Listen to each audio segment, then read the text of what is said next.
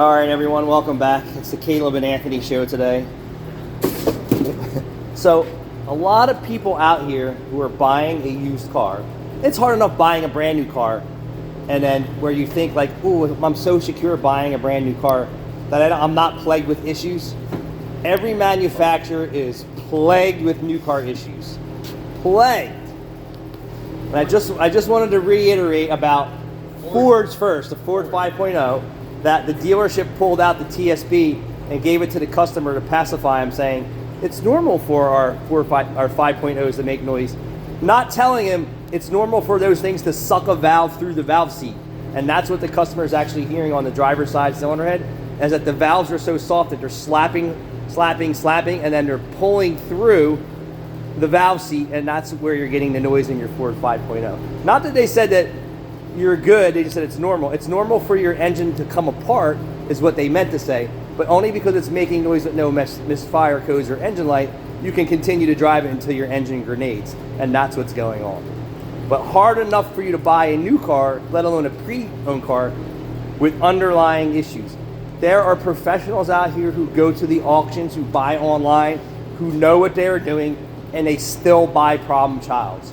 How do you, the buyer, avoid that?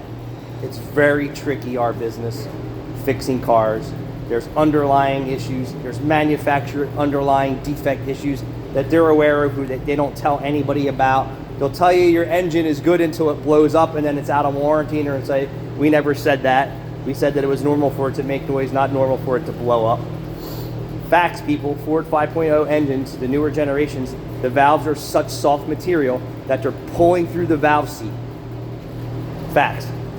Is Ford doing anything about it? No, they're just sliding a little TSB and say, oh yeah, it's normal for our 5.0s to make that noise. No, people, your engine should not make noises, should not rattle.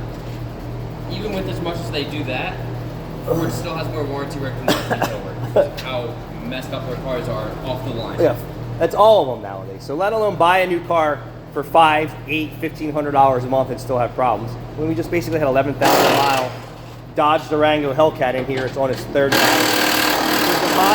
The modules don't shut down enough to not go to sleep without killing the battery. Just too much complexity, computers and circuitry in the cars today. Hellcat Durango, 11,000 miles, third battery. So anyway, this video is about how can you, as a buyer who's not a professional, become a smarter buyer. I'm going to tell you, you got a 50-50 shot buying a pre-owned or used car from anybody and not having some type of underlying issue or a ghost problem. So it's a crapshoot. Sometimes you just got to trust the face you're buying. And I know buying from people that you don't know all the time, I'm going to say there's no loyalty amongst thieves in the used car dealer business. No loyalty among thieves in the used car dealer business. So how can you protect yourself?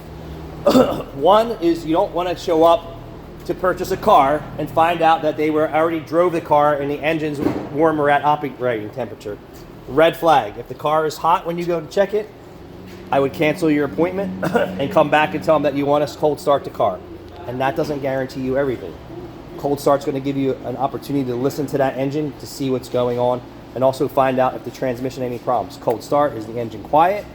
Does it go in and out of gear immediately? Then you need to get a hot start, meaning after you have driven it and you felt the steering, the suspension, you checked the seats, you've done all your checks, the AC work, all the vents work, the windows, the door locks, the wipers. Excuse me, there's no codes on, and there could be codes, that you're satisfied with the cold start and warm up and road test, and then a park, and then cold start, restart at warm, and check the transmission gears again. Make sure that they go right in and out of gear without any clunks, thumps, or bangs. That is not a normal situation in any vehicle, that it clunks, thumps, or bangs, or vibrates at any point in time, or at any speed. Visual inspections, I would hope that you would look at the tires. You want to kneel down on the ground, you want to turn the tires in, you want to turn the tires out, you want to inspect them. You don't have a floor jack, well, you know, you're missing some of the inspection process. Check the back tires. Most brakes today, you can look through the front and back of the wheels and see. Some cars, it's impossible. You want to inspect for rust. You want to open the hood, you want to look for rust. You want to look underneath the car for rust. You want to check underneath the doors the jams in the trunk, the wheel wells, rust. Another thing is you want to look for paint imperfections, bad bodywork, panels that are misaligned, or clues. You also want to have some type of scan tool. They're not that expensive today, and if you want to have one, buy one. You want to buy one that does all scans. It does airbag, ECM, BCM, PCM, fuel management systems, everything. You want it to be able to access all the systems, comfort systems, radio systems, all of it. And then you want to scan every module for problems. Sometimes there will be problems in modules that are nothing. That just means it was a glitch. Believe it or not, glitches do happen in today's vehicles. Doesn't mean it's necessarily failed.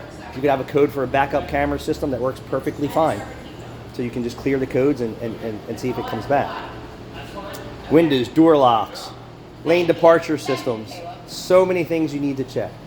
If the car has flashing lights in the readiness monitors in your scan tool, and familiarize yourself with your scan tool, flashing lights mean, 1, they changed the battery, 2, they disconnected the battery, 3, they cleared the codes, and typically means they're hiding something. What are they hiding? Unfortunately for that, if it's an instant failed system, it will illuminate a check engine light instantly. If it's not a constant monitored system, meaning it's not checking that system constantly, it will not illuminate a code or a warning for 30, 60, 80, 90, 100 miles. So you have to protect yourself. Buying a used car is super risky nowadays. I don't think there's anyone you can really trust, because some of these used car dealers aren't mechanics. They're just people like you with a little bit more experience with buying and fixing. And same thing with the dealerships. Sometimes these dealer technicians can't fix something and it slips through the cracks and it goes out on the lot. And the dealer's quick to sell you a warranty on it because they know there's a problem and somebody's going to fix it or somewhere along the line. Just not them. So buying a used car is so risky today, so risky. It doesn't matter what the mileage is. There's so many R-Title cars out here nowadays because it fits a niche market consumer who can't reach for that newer car or 3-year-old car for credit reasons or financial reasons. So they want that car, like, I want that car, I have to have that car. It's a 2022 with 13,000 miles on it with an R-Title, and it's $20,000 below book.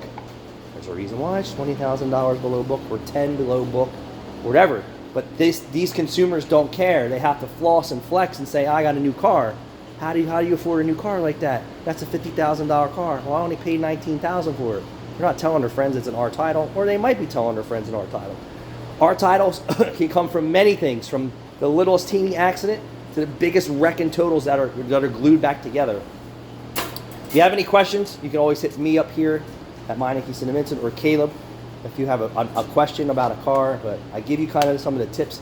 And like I said, it is even harder for the best buyers in the world to buy decent vehicles. And sometimes when you go to an auction, you see that car sitting because the dealer is so buried in it because he made a bad buy. That the reserve's too high. Reserve's too high for market, right? Or everybody knows from that dealer that it's garbage, and we have those dealers around here that at a certain lot that's close to here, it's an auction, that if it came from a certain dealer, you know it was complete garbage, and I'm the one that usually sends them there from the dealership to say, hey, this car is done, it's not, it will never be retail worthy, and send it to this, send it to the sale. Thanks for watching.